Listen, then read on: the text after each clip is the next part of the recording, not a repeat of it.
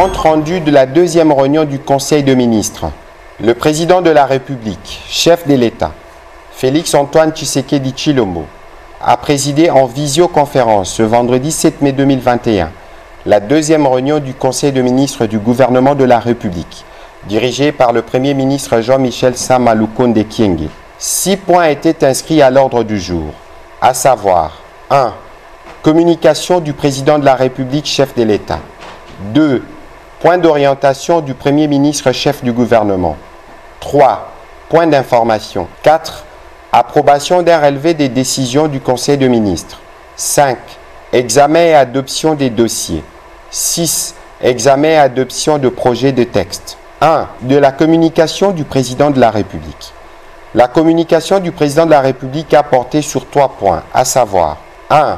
Du fonctionnement de nos institutions provinciales. Préoccupé par l'instabilité au sommet de certaines de nos institutions provinciales, caractérisée par la déchéance de certains gouverneurs de province et des conflits permanents entre des gouverneurs et des assemblées provinciales, le président de la République, chef de l'État, a chargé le vice-premier ministre, ministre de l'Intérieur, de se mettre en contact avec la Commission électorale nationale indépendante CENI pour procéder à l'organisation des élections de gouverneurs dans les provinces concernées. Il faudrait par la suite que le ministre de l'Intérieur organise des séminaires réunissant les assemblées provinciales ainsi que le gouverneur pour trouver un modus operandi qui apporte la stabilité dans nos provinces. 2.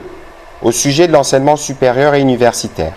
Après la visite qu'il a effectuée le mercredi 5 mai 2021 dans quelques universités et instituts supérieurs, le président de la République a demandé au ministre de l'Enseignement supérieur et universitaire de mobiliser des moyens à mettre à disposition de professeurs pour faciliter la production des syllabus et répondre ainsi à la demande formulée par les étudiants quant à ceux. Il a en outre donné des orientations au ministre de l'ESU pour travailler avec son collègue de transport et voies de communication en vue de mettre à disposition en matinée et en fin de journée des bus pour faciliter la mobilité des étudiants.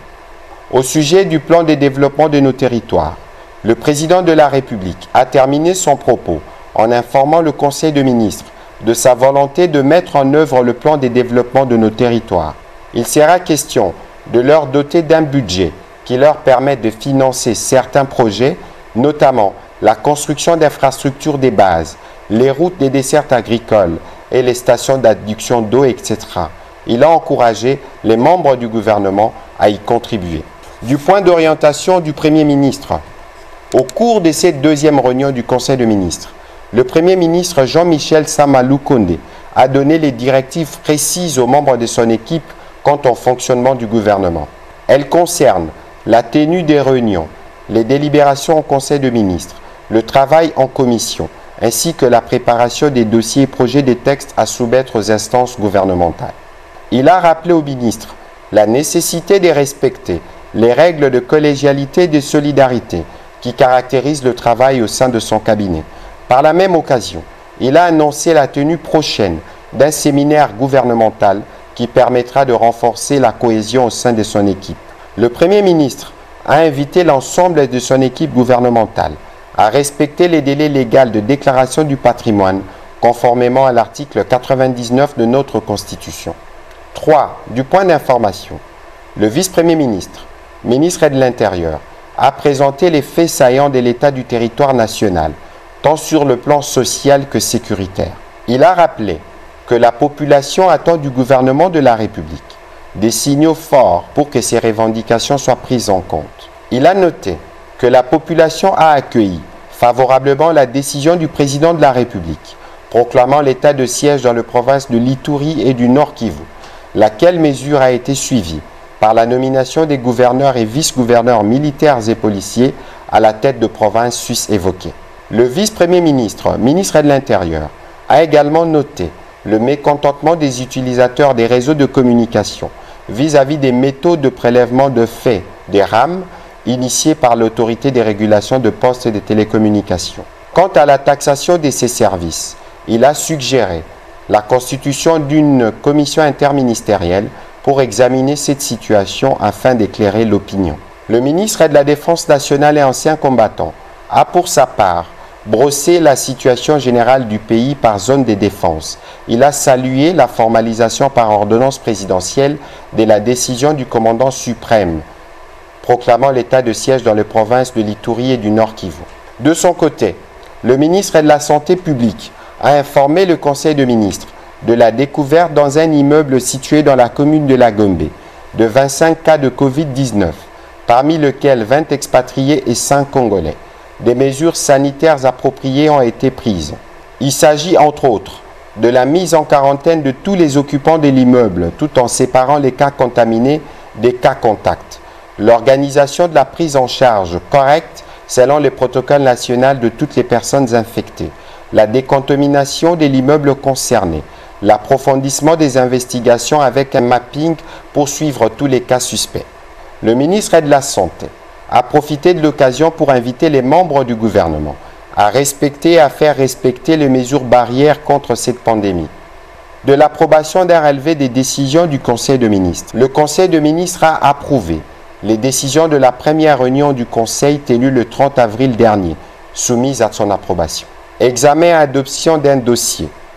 Le ministre des Affaires sociales, Action humanitaire et solidarité nationale a soumis au Conseil de ministres une requête en vue d'une réponse humanitaire urgente dans les provinces de l'Ituri et du Nord Kivu. À travers cette action, la riposte humanitaire s'efforcera d'identifier en urgence 1. Le risque de rupture de solidarité communautaire. 2. Les risques de la désinformation de la population.